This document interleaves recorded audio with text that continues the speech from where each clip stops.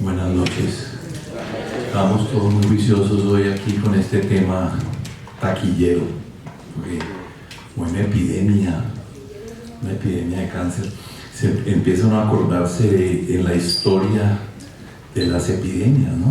Entonces, la gente hace unos años fallecía de sífilis, de tuberculosis, de cólera. En la Edad Media fallecieron como 30 millones de personas.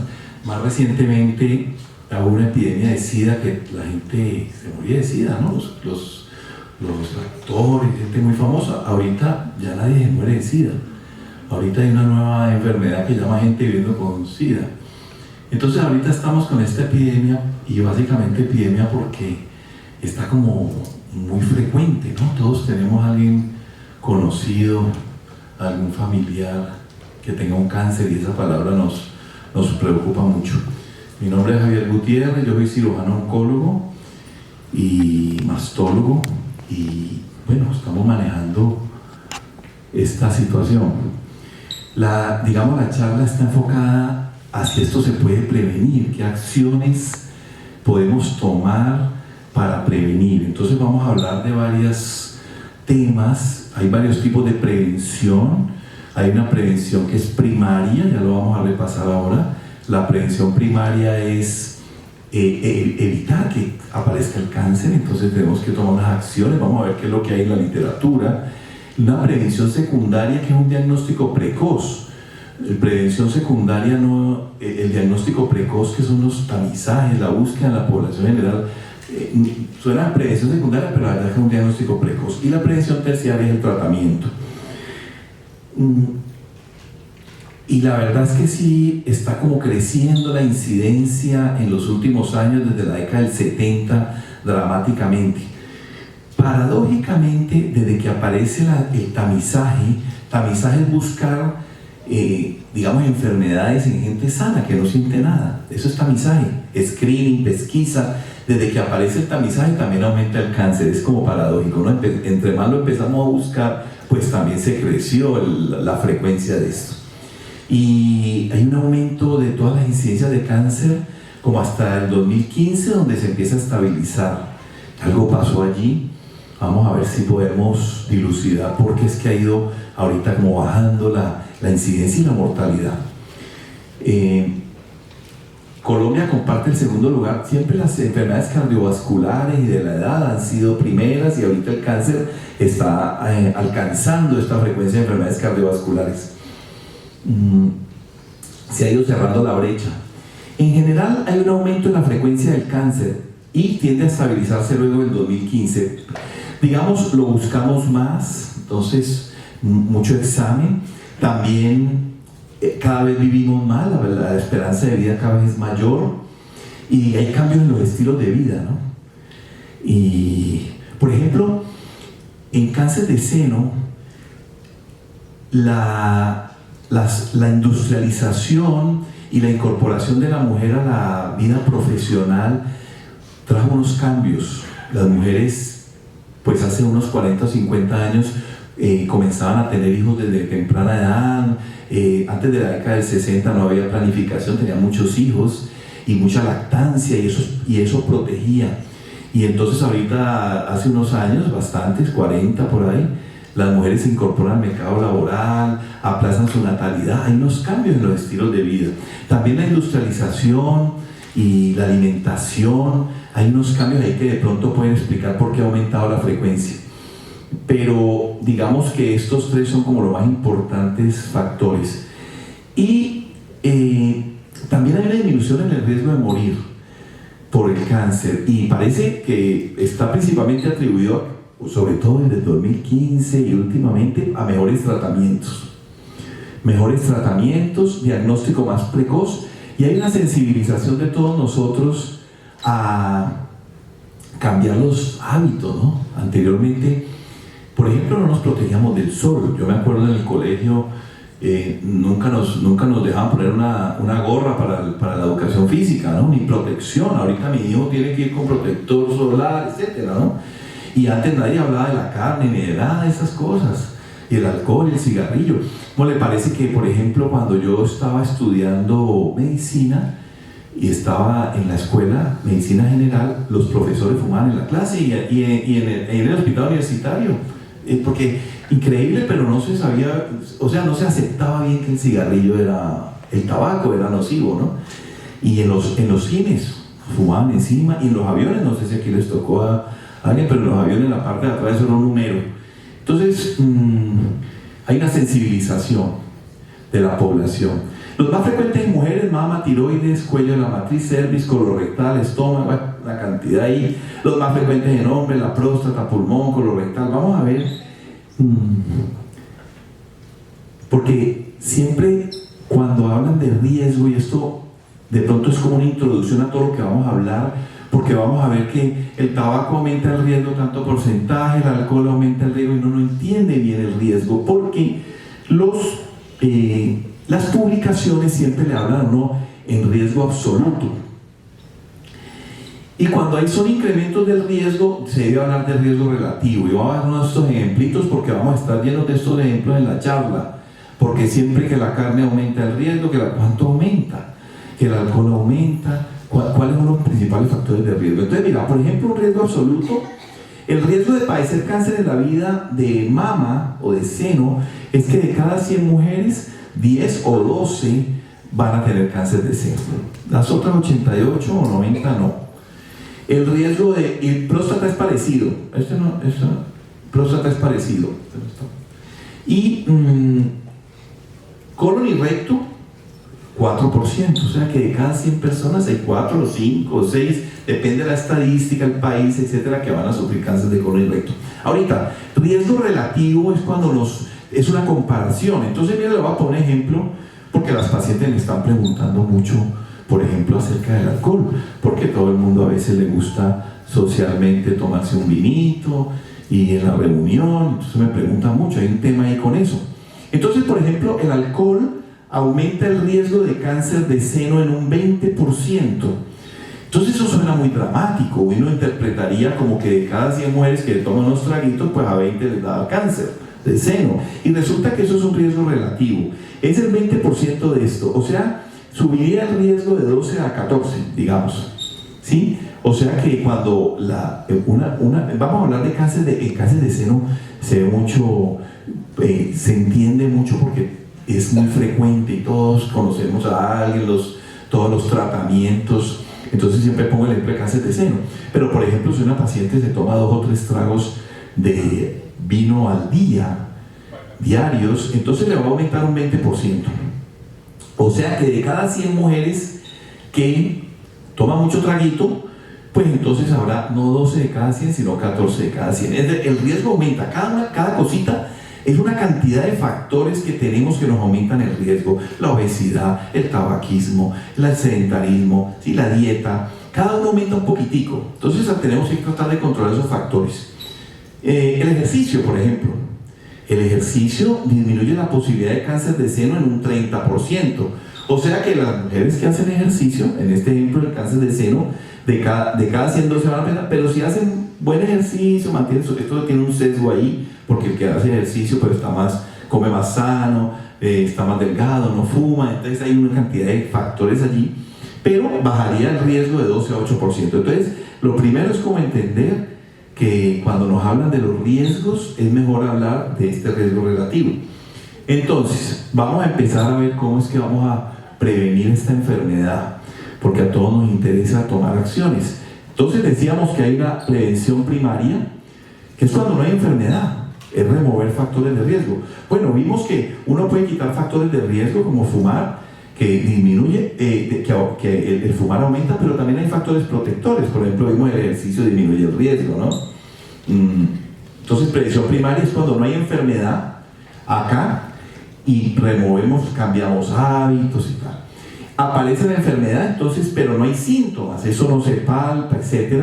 Entonces, eso se llama una prevención secundaria. Es un diagnóstico temprano, la enfermedad está asintomática. Hacer mamografía frecuentemente no previene, ¿no? Pero fíjate que hay una confusión allí porque le llaman prevención secundaria, pero a veces el paciente está raro: doctor, ¿por qué me dio cáncer si yo me hacía las mamografías? No, porque eso no previene, eso es un diagnóstico temprano. Y la prevención terciaria es los tratamientos. Cada uno de estos influye un poquito. No hay una palabra mágica, un solo factor, no hay un solo factor, sino que cada uno, tener buenos hábitos, prevención secundaria, el diagnóstico precoz y la investigación en tratamientos, nuevos tratamientos contra el cáncer. Entonces, como hicimos estas diapositivas, hay unos factores de riesgo de cáncer que podemos modificar y hay otros que no. Definitivamente no podemos modificar el género que tenemos. A los hombres nos da más cáncer de próstata y a las mujeres de mama. ¿Sí? Sí. No podemos modificar la edad. El cáncer es por edad. Entre más envejecemos, digamos, tenemos más riesgo de cáncer. El cáncer, las curvas de cáncer van con la edad. Claro que todo el mundo pues conoce a alguna persona joven que le dio cáncer, pero en general la edad, eso tampoco lo podemos prevenir. No podemos prevenir la historia familiar. A veces hay unas familias que tienen mucha carga de herencia, como muchos familiares con cáncer, no lo podemos prevenir. Pero si hay unos factores que podemos modificar. Acuérdense que la prevención primaria es antes de que aparezca el tumor. Entonces, tabaquismo. El más importante es el tabaquismo, es increíble, pero el tabaquismo es responsable del 30%, no de las frecuencias de cáncer, no de la mortalidad. Entonces, como te digo, eso era muy frecuente. Yo fumé como hasta los 30 años, pero después eso se volvió como muy aburridor.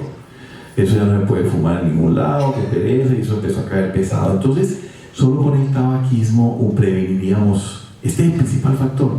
Está como en orden de etapa. Obesidad y sobrepeso también es un factor fuerte, ¿saben? Y obesidad, eso se mide por índice de masa corporal, mayor de 30 obesidad, sobrepeso mayor de 25. Y estos van de la mano del sedentarismo, el ejercicio. El 60% de nosotros los adultos no hacemos ejercicio, nos da pereza y tal. El ejercicio vimos que podía reducir la incidencia de cáncer de seno, pero todos es un ejercicio dirigido. No todo el mundo es igual el ejercicio, ¿sí?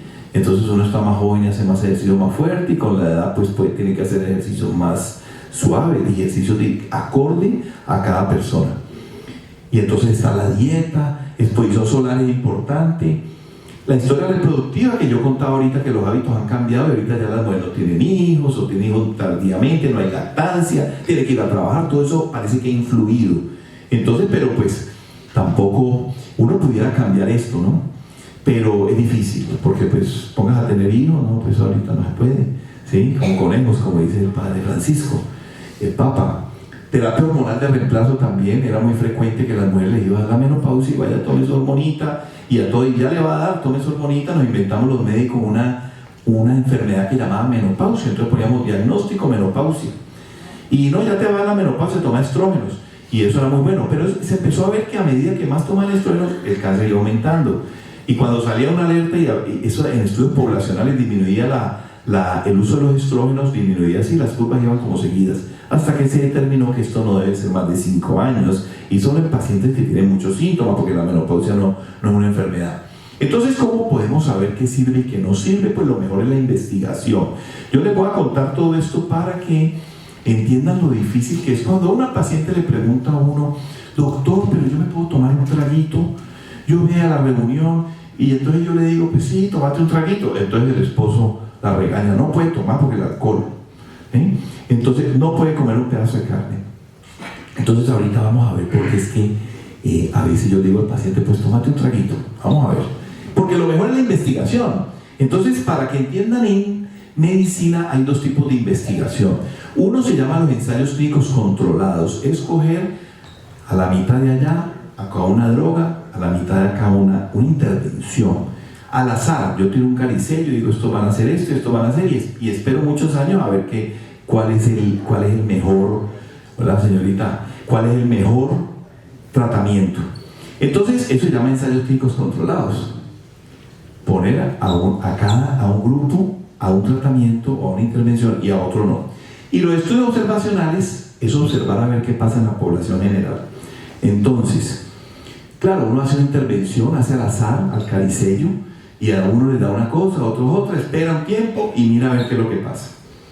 Entonces, ¿qué es lo que pasa? Los hábitos de la población no se pueden aleatorizar. Los hábitos es lo que hemos visto: el ejercicio, la dieta, el tabaquismo. Eso no se puede aleatorizar. Uno no puede tirar al caricello, por ejemplo, a este grupo de allá, a que coman mucho, no hagan ejercicio, tal, y a este sí, a ejercicio, esto les tocó ejercicio, y esperar varios años a ver qué pasa. Eso no se puede aleatorizar, eso no se puede. Todo el mundo tiene preferencias diferentes. Entonces, para esto, entonces están los estudios observacionales. Lo mejor, la evidencia mejor en medicina son los estudios controlados. ¿Ve? Está, como le digo, uno, otro. Pero aquí no se puede, hay que observar a ver qué pasa. Entonces vamos a ver qué es lo que pasa con todos estos hábitos. Yo no puedo poner a estos de allá a comer estas cosas y a estos de acá esto. No se puede aleatorizar. Con la dieta no se puede aleatorizar, y resulta que con todas las otras cosas tampoco se puede aleatorizar. No se puede aleatorizar fumar, estos fuman, estos no, al caricello no se puede, alcohol, ejercicio, tipo de dieta, vitaminas, suplementos. Entonces todos son estudios observacionales en la población general a ver qué pasa. Estos de allá comen mejor, estos de acá comen así, observacionales. Entonces la fuerza de la evidencia es menor, entonces las recomendaciones son más complejas. El principal, que eso sí se vio, aunque la ciencia médica se demoró como 30 o 40 años, y fue con el estudio de los médicos británicos en entender que el cigarrillo era malo. Y con el estudio de los médicos británicos todos están en Gran Bretaña localizaditos donde trabajan, y los siguieron como 20 años y fumaban mucho, y dijeron: hombre, los que fuman les da más cáncer. 30% responsable del 30%. Entonces es la principal causa prevenible.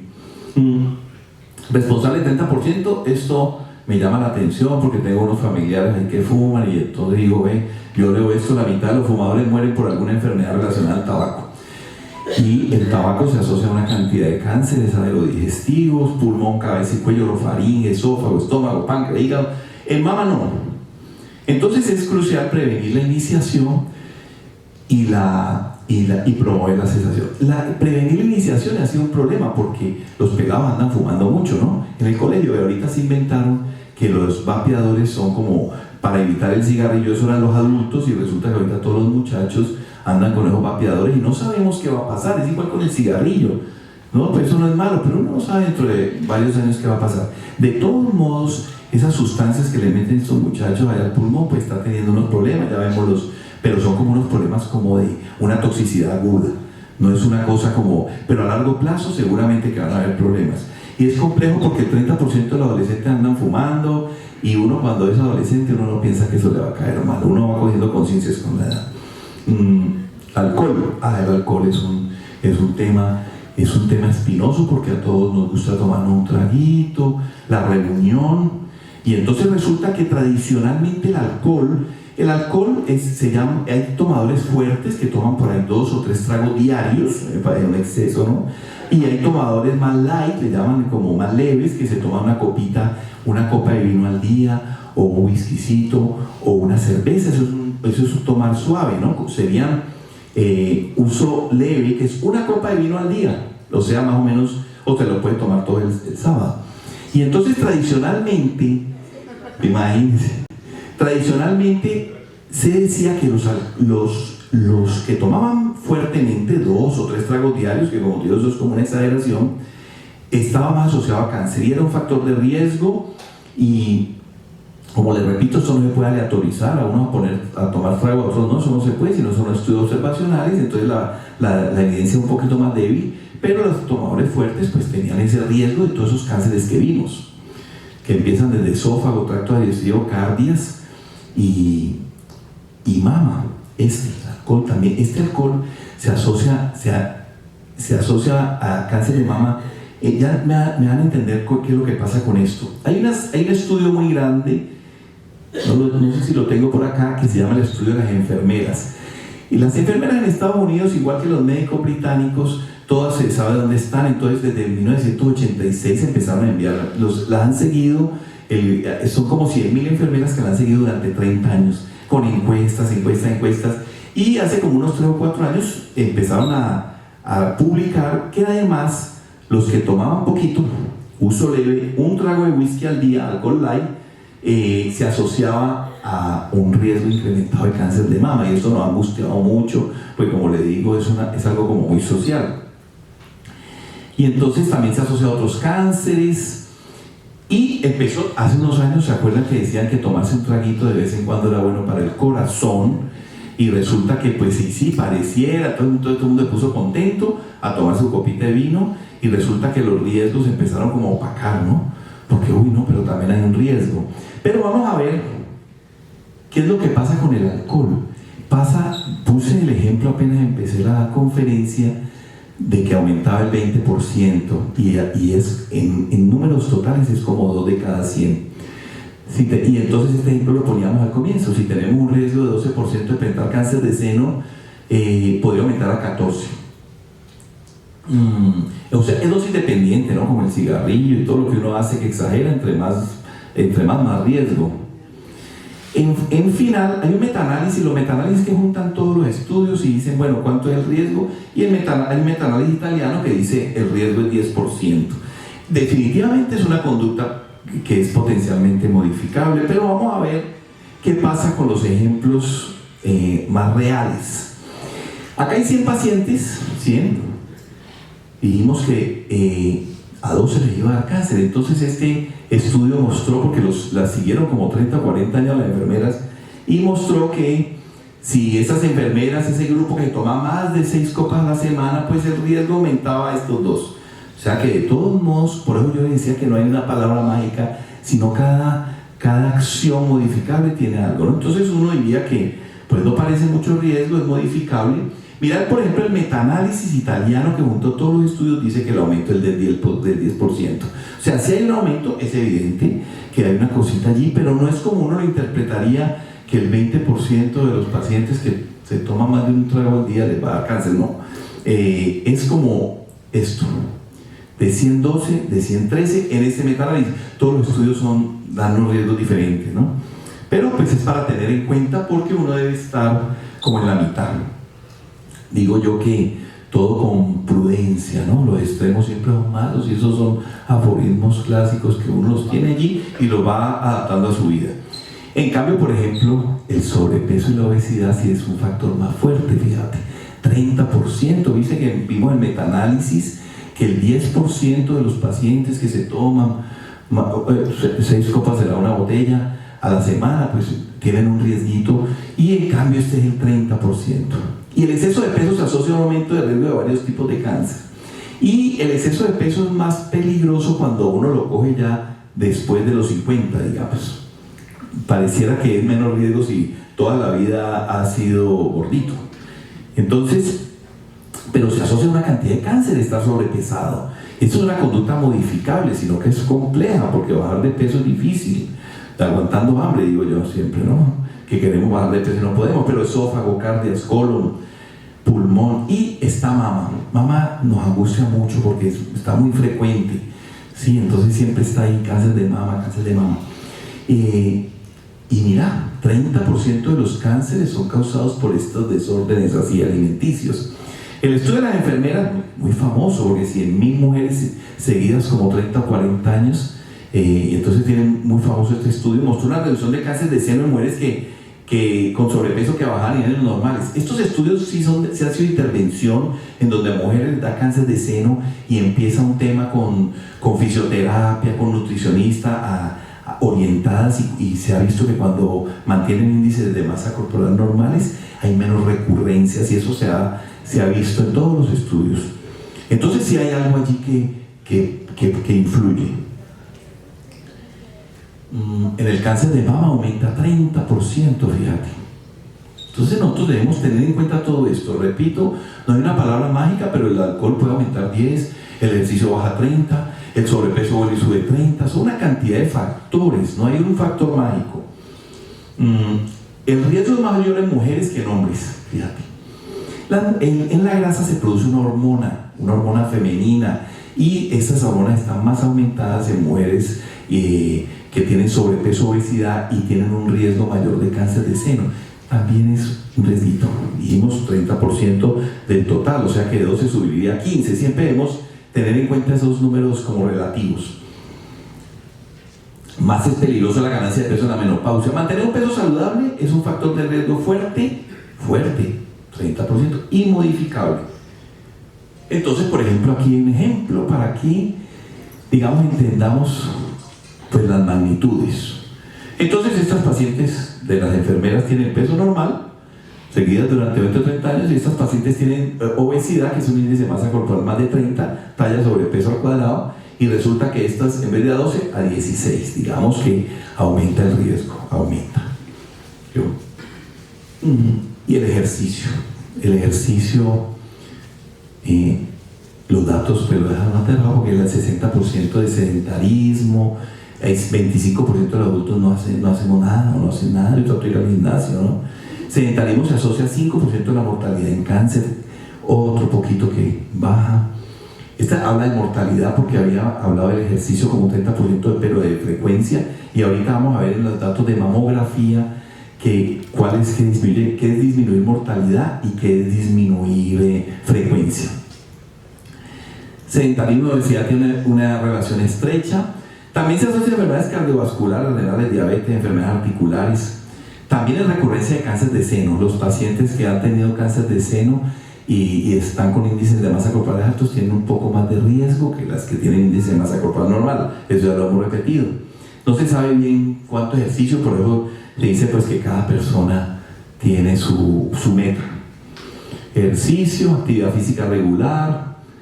Y no se ha visto el beneficio con la actividad física no recreacional, porque a mí me dicen que es que va mucho al shopping, al supermercado, que hace mucho oficio. Y eso como que... Pero hay estudios en pacientes de bastante edad que sí como que les sirve ir al centro comercial a pegarse la caminadita.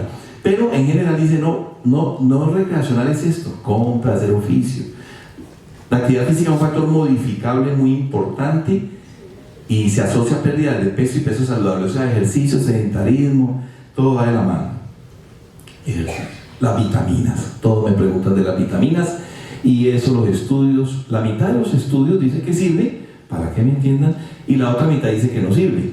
Y cuando van a ver los estudios de los estudios que dicen que sí sirve, es porque esa gente que toma vitaminas, hace más ejercicio, se cuida más, no fuma, hay un sesgo ahí, nosotros llamamos sesgo. Es donde más hay sesgo en los estudios de las vitaminas y también todos los otros suplementos, ¿no? Suplementos nutricionales, no se sabe.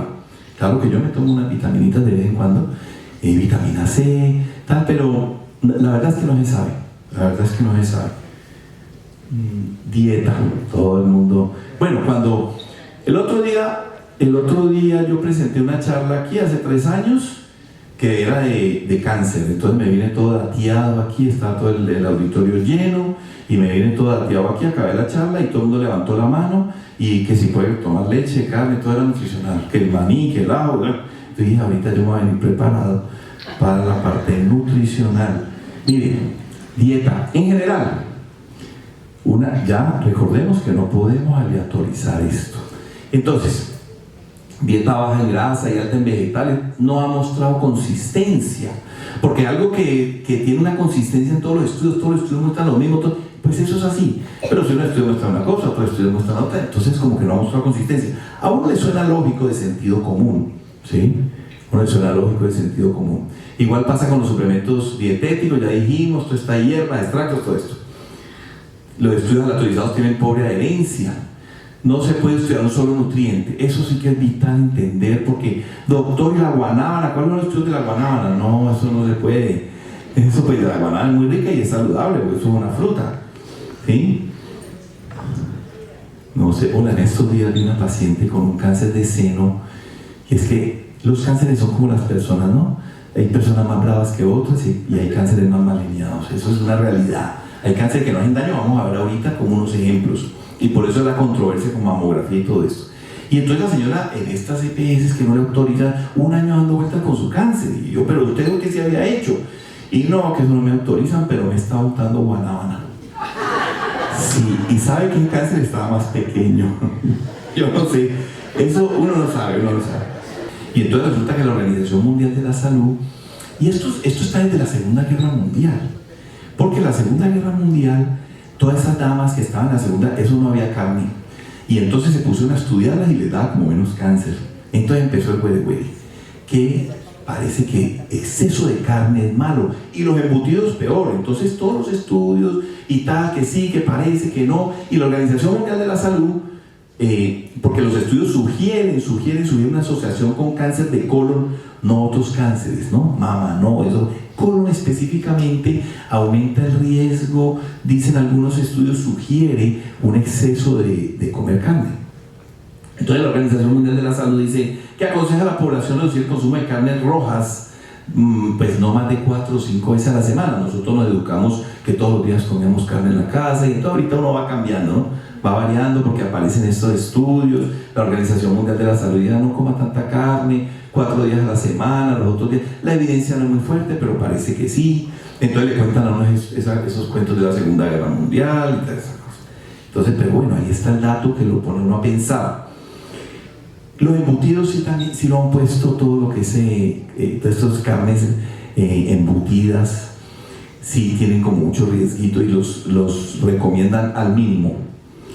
Entonces, disminuir el riesgo de cáncer colorectal y páncreas está más con estas carnes procesadas, todos estos embutidos, salchichas, carne ahumadas. La evidencia, como que los estudios se han mostrado que tiene algo así. Afortunadamente casi no comemos de eso, nos cuidamos mucho, entonces uno reduce un poquito. Mira, cuando uno lee todo esto, uno cambia un poco los hábitos, pero no se va para el otro lado. Los estudios han mostrado que las preferencias de la población priman, porque cuando uno oye esto, no hay una evidencia, pues como que uno no lo convence, pero de pronto, entonces uno se vuelve más prudente, pero no se va para el otro lado a no comer nunca carne, porque el ser humano omnívoro, hay vegetarianos de pronto acá. Y entonces resulta que le plantean a uno que con que hay un riesguito, y entonces si cambia la carne por hamburguesas de lenteja, quinoa, yo no sé qué, eso a mí no me sabe bueno. Entonces uno empieza a ser prudente y empieza a bajar todos esos consumos, a hacer un equilibrio. Y yo me acuerdo que uno nunca comía pescado, no comía pescado nunca, y ahorita de pronto pescadito, pollito, o un día no se come ninguna de esas proteínas animales, porque el ser humano es omnívoro. Bueno, entonces esta es una cosa que aparece en internet que dice que esto probablemente causan carne, causa cáncer, probablemente estas carnes, y causan cáncer estas. Entonces eso estamos hace 20 años con esto, y como te digo, pareciera que es una de las causas, porque la población general empieza uno a ver, a pensar, a cuidarse, ¿no? Sin llegar al otro extremo, porque entonces el otro extremo se vuelve como que a uno no le gusta. Como le digo, reemplazar lo que a uno le gusta por alguna quinoa, eso de vez en cuando. Y se sabe, los estudios de los inmigrantes son muy bonitos, sobre todo inmigrantes japoneses. En Japón casi no hay cáncer de seno ni colorectal, es muy poquito, es bajas incidencias en el mundo, y en Estados Unidos son altísimas. Y hubo en la Segunda Guerra Mundial y después una serie de inmigrantes japoneses que fueron a Hawái y a California, y en la tercera generación de los japoneses, ya estos chiquitos, ya empiezan las incidencias de cáncer, mama y colorectal sobre todo, a igualarse a los de la población donde llegaron. O sea, que hay algo en el medio ambiente. Cuando esta gente está en Japón no pasa nada, vienen los abuelos, los papás, no les pasa nada, pero ya la tercera generación empiezan a igualarse las incidencias. Algo pasa en el medio ambiente de donde vivimos. El país que más tiene cáncer es Estados Unidos y en Europa. O sea que eso también se asocia con la parte industrial, con la industrialización. Pero aparece este estudio el año pasado, en octubre, de una organización. Es un estudio de varias universidades, son 7 países, gente muy importante, y es un journal de medicina muy importante, ¿verdad? De medicina interna, que básicamente dice que eso no, que la carne no pasa nada y que todo el mundo coma carne. ¿Cómo le parece? Y entonces eso se armó el revuelo. Entonces yo tengo un amigo gastroenterólogo allá en Orlando, y voy, me invita a comer carne, y yo te mandé el estudio. No, pero es que de vez en cuando me dice gastroenterólogo. Entonces miremos el estudio. Ellos dicen que la evidencia está como pequeña, que la magnitud del beneficio como que no satisface, y que nadie ve las preferencias de la gente. 70 estudios, 6 millones de personas seguidas allí, eso no es aleatorizado, sino viendo a ver qué es lo que pasa con toda esa gente. Y entonces habían como 14 panelistas y 11 decían pues que eso era tan poquito que no, mejor sin restricción, y 3 de 14 sí decían no como. Entonces como el 30% de los panelistas dijeron sí, eso es mejor cuidarse de eso, y los otros no, eso está muy bajita la evidencia. Imagínate, no mostró diferencias significativas, y pues ponían como 3 veces a la semana carne. Entonces eso se armó el revuelo, y después hubo una cantidad de publicaciones en revistas, New York Times, periódicos, que eso era una irresponsabilidad. Eso es de octubre del año pasado. Ha causado un gran revuelo en las organizaciones científicas, porque la verdad es que sí, durante años, excesos de carnes rojas, excesos, parece que tienen un riesguito aumentado, entonces más de 5 veces a la semana. Y una de las cosas que me llamó mucho la atención de este artículo es que lo que yo les decía ahorita, que no ven las preferencias de las personas, entonces la gente pues disfruta comiendo carne. Nosotros no somos absolutamente carnívoros como algunos animales, que eso es la carne, ¿no? Omnívoros, se revuelve la dieta con otras cosas, y entonces uno no encuentra como buenas alternativas. Todos los vegetarianos piensan pues que sí, muy saludable, entonces cada uno con su tema. Y esto lo que mostró es que mucha gente, y es una tendencia en la población general, a moderarse, y pareciera que eso ha influido en disminuir la incidencia de cáncer. Están las críticas de la New York Times, Harvard, la Escuela de Salud Pública, que esos son unos irresponsables, bueno, eso sé. Pero en general, la recomendación mundial, con una evidencia que no sabemos, difícil de medir, es no consumir carne rojas más de 3 a 5 veces por semana y evitar los embutidos. Bueno, digamos que salimos de tema. Las frutas y vegetales, igual, como que no se sabe. A uno, por eso yo digo que me parece de sentido común. Entonces uno ve una cantidad de cosas aquí, de recomendaciones, y por eso yo digo que ya me vine dateado, porque me van a preguntar que por el brócoli, la cúrcuma, frutos secos, eso aparece en internet, y uno pues dice, sí, esto me parece lógico, ¿no? Sentido común, mira, esto como que es más sano, esto como que menos, pero si vos me decís, ¿dónde está el estudio de la espinaca? No, pues eso yo no tengo, no hay estudio de la espinaca. Entonces, bueno, en general hay unas cosas más. Yo pienso que esto es de sentido común, y que uno debe estar en la mitad, que los extremos son malos. También me preguntan mucho por el café, los aparatos eléctricos, tintes, ligaduras, eso, nada de eso, aspirina, vitaminas, nada de eso ha mostrado ningún estudio algo que aumente el riesgo de cáncer. Entonces ya salimos de la prevención primaria. Fíjense que no vamos a quedar confundidos, porque lo que quería explicar aquí es que si hay unas cosas como que aumentan el riesgo, no es que sea mucho, es un conjunto de cosas. La vida saludable no es una sola cosa, es un conjunto. Y si entonces yo tengo una paciente que se angustia mucho porque el fin de semana le gusta tomarse un vinito con la familia, y ella está toda angustiada porque que no puede, y yo le digo, pues tómate un vinito, es que eso, el riesgo es un poquito, y va todos los días al gimnasio, entonces mejor, pues come sano, mejor. La prevención secundaria decíamos que es el diagnóstico precoz, y entonces pues está el autoexamen vital, mirarse al espejo, conócete a ti mismo. Lo que más, aquí no están los deditos, porque los 3 deditos, estos 3 son los que más siente uno, cosa cuando uno está abonando, nódulos palpables, secreción por el pezón, retracción, edema, ganglios. Y aquí pongo esto de dolor en los senos, porque casi todas las mujeres sienten alguna vez dolorcitos, se llama mastalia, eso no se asocia a cáncer, se angustian mucho, salen corriendo para el médico, y entonces con el dolor lo que hay que hacer es cualquier cremita, caléndula, esperar y examinarse cuando no le duele, o ir corriendo para el médico con el dolor, porque todos los exámenes salen como alteraditos. Entonces eso es una cosa muy frecuente. Entonces el autoexamen, sí. Y entonces venimos, si quedamos un poquito confundidos con la carne y todo esto, con esto de la mamografía, también voy a tratar de no confundirlo, ¿no? Porque los test, tamizaje, pesquisa, screening, es buscar enfermedades en la población que no siente nada, buscar cosas.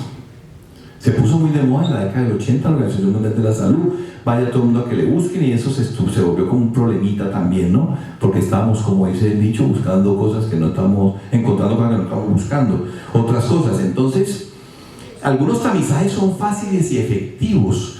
Por ejemplo, el cáncer del cuello de la matriz se disminuyó dramáticamente con la citología vaginal, la frecuencia, la mortalidad, todo llegó al piso. Y otro tamizaje bonito, los tamizajes buscan a la población general que surgen efecto en salud pública son los que disminuyen la frecuencia de la enfermedad, no los que la aumentan. Los que la aumentan ahí como una cosita ahí que uno lo deja pensando. Los que la disminuyen son cáncer de cervix, citología vaginal, se disminuyó la mortalidad, se disminuyó la frecuencia, y la colonoscopia después de los 50 y cada 10 años quitando polipitos también ha disminuido la frecuencia de cáncer y la mortalidad. De resto, todos los otros tamizajes, próstata, riñón, mama, han descubierto cosas tempranas, pero han aumentado mucho la incidencia. Decíamos al comienzo que la incidencia de cáncer aumentó apenas apareció la mamografía. Apareció la mamografía y se aumentó la incidencia, y vamos a ver por qué, qué es lo que pasa con esto. Los test diagnósticos no son exactos, es una ciencia de probabilidades, porque el paciente pues tiene la mamografía normal, pero pues más o menos depende, pero pues entre 2 y 5% puede haber un cáncer y la mamografía es normal. Entonces eso uno lo junta con otras cosas. No es exacta. Tienen falsos negativos y positivos. Y vamos a entender todas estas cositas con unos dibujitos. ¿Qué es falso, negativo y positivo? Sirve para el diagnóstico temprano, pero también un sobrediagnóstico y sobretratamiento. Ya les voy a explicar qué es esto, porque con esto es que nosotros en la consulta y todo estamos todos los días lidiando con esto, y las pacientes a veces con los falsos positivos, que son falsas alarmas en una imagen que lleva a otras cosas, a biopsia y todo, y que al final no era nada, angustia mucho al paciente y a la familia. Entonces, estas son vamos a ver cómo entendemos esto, pero como las formas de comportarse un tumor que crece rápido, un tumor que crece menos rápido, nunca crece. Vamos a ver cada ejemplo. Por ejemplo, yo decía que los tumores son como las personas, y eso es una realidad. Hay cánceres que son muy mal geniados, y esos afortunadamente son poquitos, pero eso no se pueden diagnosticar. Es decir, que nosotros siempre uno conoce el vecino, algo que iba al médico y tal, y le dio un cáncer y rapidito, eso metástasis, y todo el mundo me echa de cuento, todos conocemos a alguien así, eso era un tumor muy mal geniado. Entonces es uno así. Si vos haces mamografía cada año, antes del año, ya ese tumor, eso está creciendo rapidísimo, afortunadamente no son tan frecuentes. Entonces en estos tumores así, pues no sirve estarlos buscando.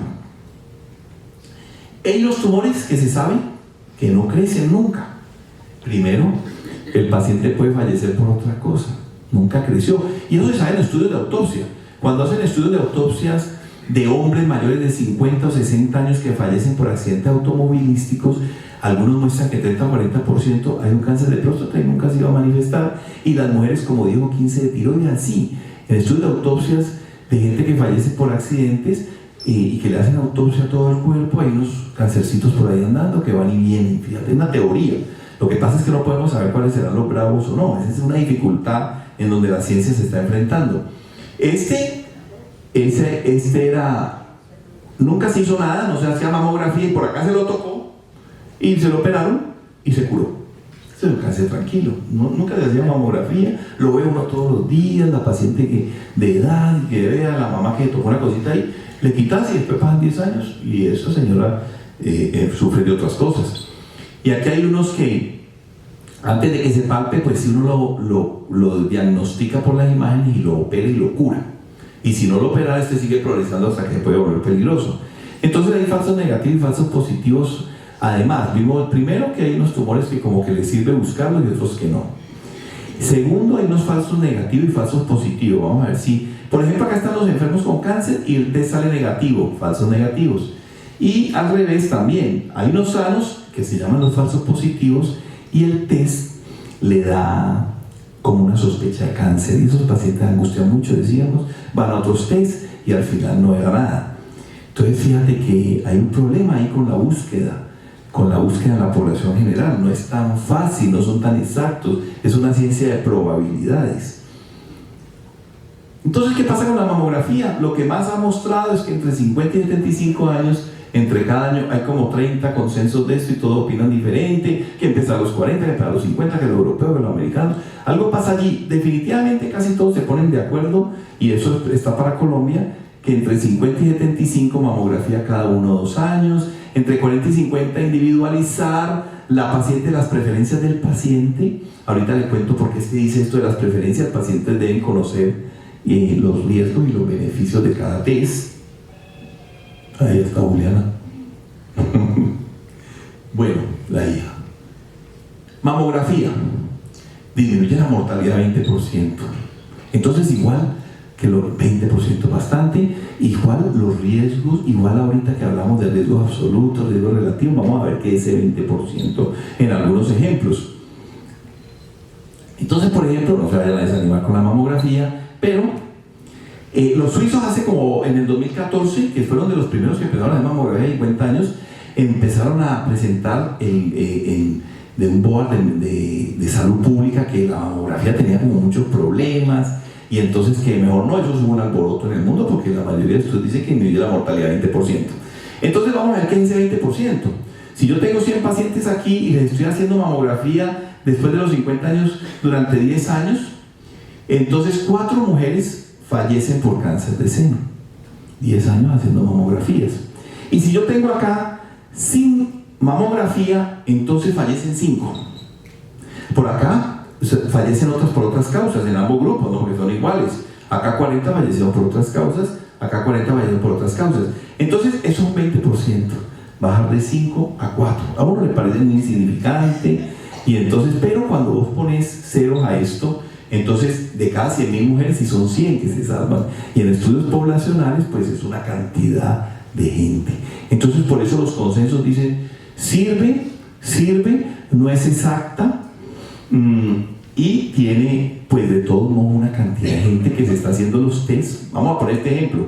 Esto es de los australianos, porque como hay, mire, hace como unos 20 años estábamos oyendo los oncólogos del tema de los riesgos y los beneficios de la mamografía. Y resulta que eso en los congresos y todo, pero no lo ponían a la población general. Hace como 5 años, la Organización Mundial de la Salud dijo, ese conocimiento de los riesgos y los beneficios que hay que ponerlo a la población general. Entonces empezó a aparecer el tema en El Espectador, El Tiempo, Cosmopolitan, en Wikipedia, los riesgos, los beneficios. Y hace 10 años los pacientes, doctor, hágame mamografía seguido, no me importa. Y ahorita no, doctor, esperemos. Fíjate, la población general conoce los riesgos y los beneficios de los test. Claro, cuando se ven poblaciones más grandes, entonces aquí, esto es de los australianos que tienen un folleto que le reparten a las personas, a la población, para que decidan, ya te tan interesa, para que decidan si quiere hacer, estar buscando cosas o no. Entonces, porque la población general debe conocer esto. Se recomienda, todos los consensos la recomiendan, porque ese beneficio lo que pasa es que tienen como unos riesguitos, entonces como unos problemas que le pueden llegar a los pacientes. Mira, aquí hay, estos que son 1.000 mujeres haciéndose mamografía durante 25 años. Si no se hace mamografía, esto es mortalidad, fallecen 14. Y si las que se están haciendo mamografías, hay 5 que no fallecen. A uno le parece los daticos como que no lo convencen, ¿no? Pero cuando ves población en general y le pones 0 a esto, es una cantidad de gente. Esto es como un 30% de la reducción de mortalidad. O sea, sí sirve. Si sirve, hay una cantidad de gente, porque uno puede estar por aquí, ve acá está esta señora, aquí, esto nunca le iba a dar, y se estuvo haciendo mamografías cada año durante 25 años o cada 2 años. Pero en poblaciones grandes, cuando esto le pones 1.000.000, pues esto empieza a crecer esos 50 o 500, etcétera, ¿no? Entonces, en estudios poblacionales sí hay un efecto de diagnóstico precoz. Entonces, pero vamos a ver qué es el sobrediagnóstico. Yo decía que hay cánceres como que no van a molestar y que hay cánceres que se ven en autopsias. Entonces, uno de los problemas de los tamizajes que buscan la población general se llama sobrediagnóstico. Y eso lo podemos entender con esta chica que le han puesto, creo que María. Entonces ella se hace tamizajes, se hace mamografía, le descubren un cancercito, la operan y al final se mueren 85 de otra cosa. La misma María nunca se hizo nada y nunca le apareció ese cáncer que tenía allí, fíjate. Esto le han llamado sobrediagnóstico, o sea, hay unos tumores, cánceres muy pequeños que como que no hacen nada. El problema es que no sabemos diferenciar la ciencia ahorita cuáles son, pero seguramente para allá va la ciencia a averiguar cuál es que se necesita un tratamiento o no, porque el sobrediagnóstico lleva a un sobretratamiento. Entonces veamos esto. Esto es un modelo simulado de los australianos de 1.000 pacientes haciendo de mamografía cada 25 años, y aquí van a haber 73 mujeres que les dio cáncer. Esto es frecuencia, no es mortalidad, y de esas 73 se piensa que 30 eran sobrediagnóstico. 30 de esas 73, casi la mitad, pues como que si no se le hubiera hecho nada. Pero eso no podemos saber diferenciar cuáles son los peligrosos. Ese es uno de los problemas. Y el otro tema son los falsos positivos, que todos los pacientes deben conocer. Los falsos positivos son falsas alarmas que llevan a biopsia. Entonces yo tengo 1000 pacientes aquí, esto no es mío, esto se lo entregan a las mujeres en Australia, que un país muy desarrollado. Yo tengo 1000 pacientes aquí haciendo mamografías y hay, a esta le va a dar cáncer, estas de aquí van a terminar en otra cosa. Estas de aquí van a terminar en una biopsia. Alguna persona aquí ha terminado en una biopsia que al final no era nada. Fíjate, falsas alarmas. El problema es que las falsas alarmas, la psicología de la persona no queda salado 2 años. Porque cuando aparece una falsa alarma, eso no es nada, pero tenemos que estarla viendo cada 6 meses durante 2 años. Entonces cada 6 meses el paciente está que tira por la ventana cuando le van a dar el test, ¿sí? Entonces todos estos van a terminar en una biopsia que pues como que no era nada, gracias a Dios, y todos estos van a terminar en otro examen. Todos lo vemos todos los días, que hay mamografía, y la mamografía pide el eco, y el eco pide la resonancia, y así se van dando vueltas con otros exámenes, otros test que azaran mucho. Entonces, tiene sus problemitas, pero si ha disminuido la mortalidad, ha servido. Cada cosita, igual que la alimentación, lo que vimos, cada cosita sirve. Entonces la recomendación mundial es el examen, el autoexamen, la mamografía. Y la mamografía, a pesar que la irradiación y toda la propaganda es pues lo que menos tiene falsos, porque la paciente me dice que quieren la eco, y entonces yo le digo, mire, usted prende el televisor y le recomienda mamografía, usted prende el internet y le recomienda mamografía a los 50, usted ve el periódico, mamografía. ¿Por qué? Pues porque es lo que menos, sin ser exacta, es lo que menos, no es equivocación, sino que tiene la sensibilidad de detectar cosas. Entonces sigue recomendando como primer test. Los estudios de eco muestran que 30% de las mujeres terminan en unas biopsias con eco y no era nada. Entonces tienen más falsos positivos. Entonces vemos, recordando que los estilos de vida hay unos que podemos modificar, que podemos actuar y que la población en general ha ido como entendiendo. Entonces es una teoría de por qué el cáncer va bajando un poquito. El diagnóstico precoz vimos con mamografía que sirve, pero tiene algunos riesguitos, y por eso es que cuando en países desarrollados como Australia o Suiza dicen estos son los riesgos y quieren para los 40 o quieren para los 50. Estoy hablando de riesgo normal, no es la paciente que tiene las 2 hermanas con cáncer y la mamá. Eso es un riesgo aumentado que pasa en 5 a 10% de los cánceres de mama, y eso tenemos otro enfoque, sí, con más agresivos en el tamizaje. Pero decíamos que el cáncer de colon también ha servido. Cáncer de colon y recto, arriba de los 50 colonoscopia, es de los que, como la citología vaginal apenas apareció, la frecuencia de cáncer disminuyó. Es muy interesante esto, porque la colonoscopia saca los pólipos, y hay una teoría de la secuencia pólipo, adenoma, carcinoma, que los pólipos vuelven mal. Entonces arriba de los 50 y después a los 10 años una colonoscopia, fíjate. Y en la citología vaginal bajó la frecuencia de cáncer. En cambio, la mamografía aumentó la frecuencia de cáncer. Es ahí donde tiene su problemita. Bueno, esto se puede repetir a los 5 o 10 años si está normal. Cáncer del cuello de la matriz, citología vaginal, una maravilla. Ahí empezó el tamizaje en la década del 60. Un señor Panicolao se inventó que hacer la citología vaginal después de los 21 años, cada 3 años, cada 5. Ahorita, después de los 30, están haciendo un test del virus del papiloma humano, y si tiene el virus del papiloma humano le hacen más frecuente, le hacen una colposcopia. Bueno, es un tema de los ginecólogos que yo no manejo, pero sí la citología vaginal después de los 21 años hasta los 65. Hay muchas mujeres que tienen histerectomía por enfermedad benigna y no necesitarían hacer citología, a no ser que la histerectomía haya sido por algún tumor. La vacuna, oye, ¿ah? ¿Qué pasé? De Huelva. Ese color. La vacuna del virus del papiloma humano es otra cosita. Mira que cada cosita sirve un poquito. Y por eso la incidencia parece que está disminuyendo, y las mortalidades también. Se está como mejorando la cosa, ¿no? Porque hasta hace como 5 o 6 años, toda mortalidad esto para arriba, y ahorita todo está disminuyendo lentamente. Y cada acción aporta algo, y entonces la vacuna en las niñas y en los niños después de los 13 años hasta los 45. Parece que el virus del papiloma humano está en el 100% de todos los cuellos de la matriz y genital, y como en el 70% de los cánceres de orofaringe. Próstata.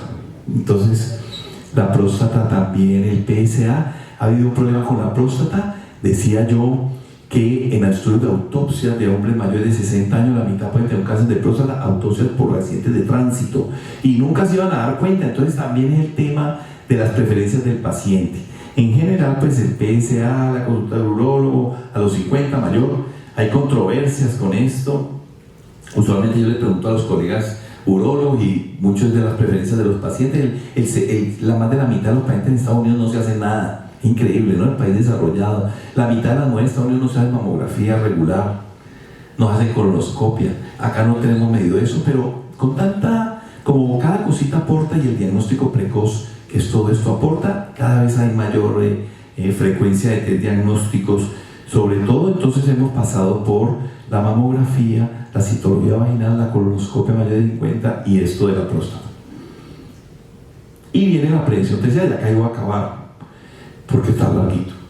Pero la prevención terciaria son los tratamientos, y pareciera que es, yo era muy crítico porque yo llevo como 30 años tratando pacientes con cáncer, pero yo soy cirujano, y lo que más servía era la cirugía, y en la quimioterapia casi no servía. Yo era muy escéptico con eso, había 3 droguitas, iba todo el mundo enfermaba, y resulta que tanta investigación, cada vez hay drogas más nuevas y han mostrado que hay unas drogas más efectivas. Y entonces ahorita hay inmunoterapia, la radioterapia con simulación, la quimioterapia, mira, y todas estas cosas, cada uno ha mejorado. Yo no soy experto en esto, entonces esto vamos a pasarlo rápido, pero una de las principales, porque soy muy del oncólogo clínico, de los principales factores que ha disminuido la mortalidad del cáncer son los tratamientos. Entonces tenemos modificar hábitos, diagnóstico precoz, y cuando ya la prevención terciaria aparece el cáncer, pues hay tratamientos que curan.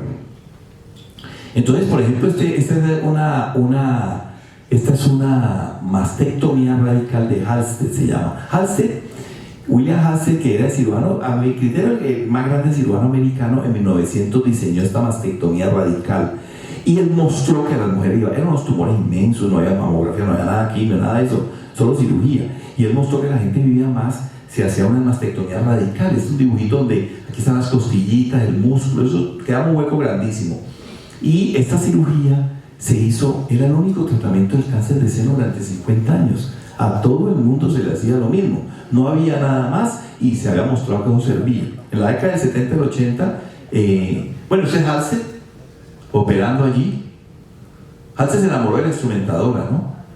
Y sí, es verdad, era riquísimo.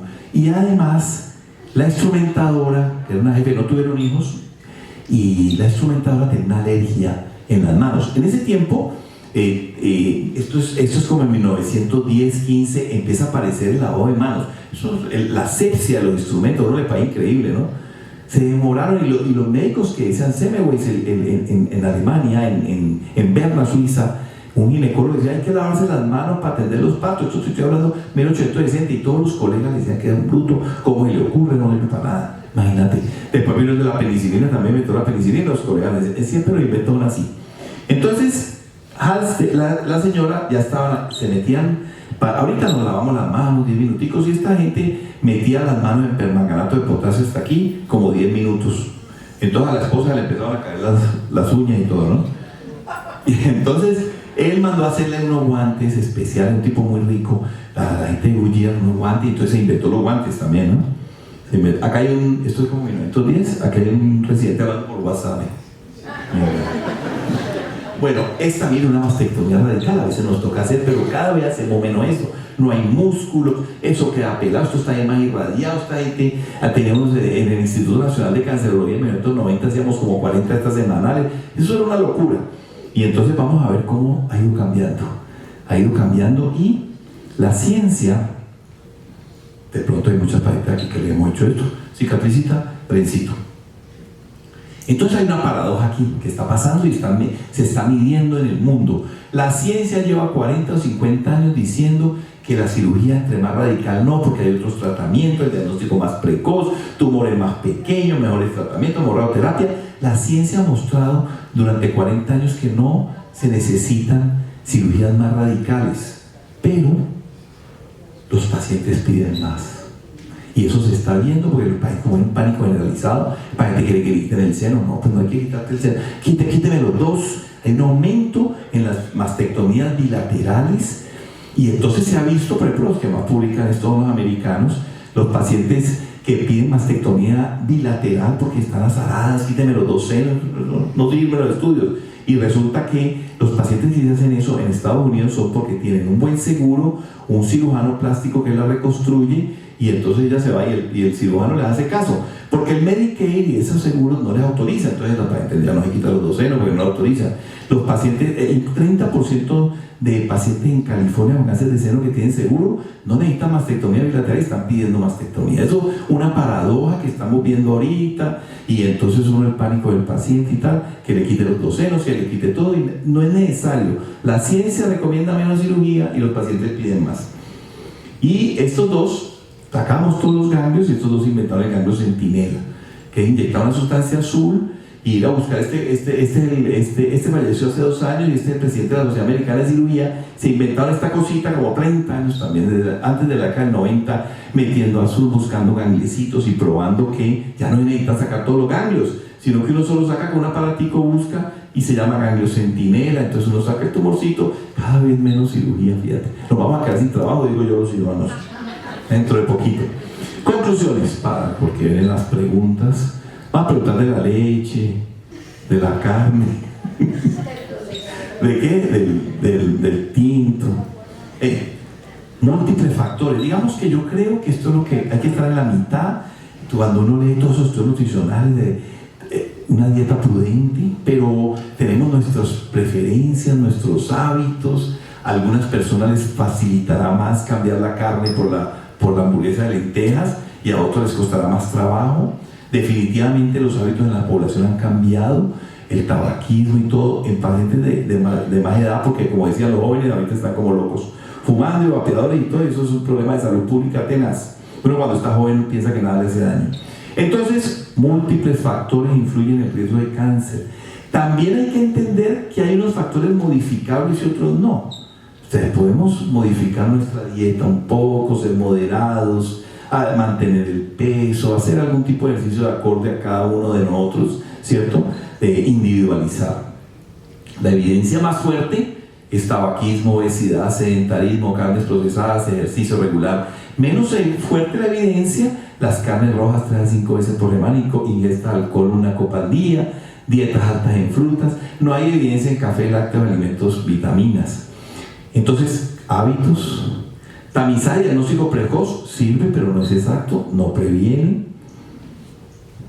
tiene limitaciones, y los tratamientos de hoy en día que curan más personas con cáncer. Entonces, cuando uno ve esto, sí hay una desde hace como 6 años están bajando en el mundo un poco las incidencias, porque venían como locas desde hace 30 años subiendo incidencia, frecuencia, mortalidad, y ahorita se está debilizando y tendiendo a bajar. Y esto es por todas estas cositas, la población entendiendo que hay unos hábitos que uno modifica, se pone en la mitad, los hábitos dañinos los evita, ¿sí? El diagnóstico precoz sin que sea exacto, pero te ayuda, los tratamientos cuando aparece el cáncer. Bueno, eso es todo.